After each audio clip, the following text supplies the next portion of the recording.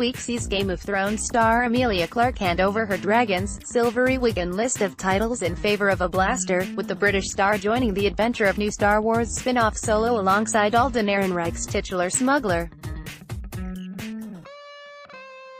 Moving from one massive genre hit to another is always a tricky move, of course, but Clarke had a distinct advantage when moving between the worlds of Westeros and a galaxy far, far away, because she wasn't the first to do it. Enter Gwendolyn Christie, who cut her acting teeth playing fan-favorite warrior Brienne of Tarth in Game of Thrones before joining the cast of Star Wars, The Force Awakens and The Last Jedi as the chrome-plated baddie Captain Phasma, and who was more than happy to give some tips to the Mother of Dragons. "I absolutely did ask her," Clarke told RadioTimes.com in a video interview below. "We definitely talked about it quite a lot."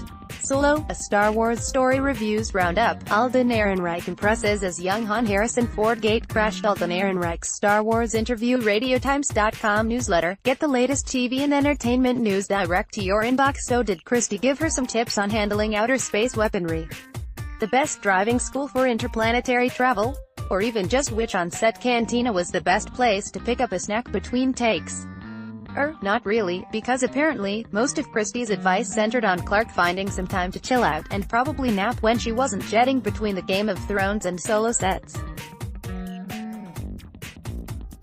"I think she was just like, make sure you get some rest," Clarke recalled.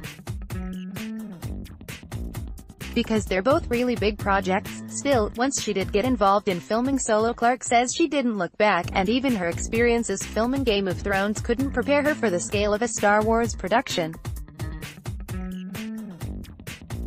"The first day was pretty awesome," she told RadioTimes.com. "In a real awesome, awe-inspiring kind of way. It was filmed in the 007 stage in Pinewood, which is one of the biggest stages in Europe. And it was filled with Star Wars. It was pretty incredible. And then there was another set that felt like I was in Hook.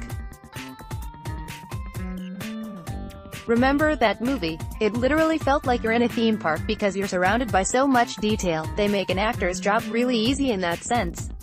Afterwards, we can only hope she didn't accidentally bring any of the Star Wars set dressing back to Game of Thrones. "A loose thermal detonator or two could really change the fate of the Seven Kingdoms." Solo, a Star Wars story is in UK cinemas from the 24th of May.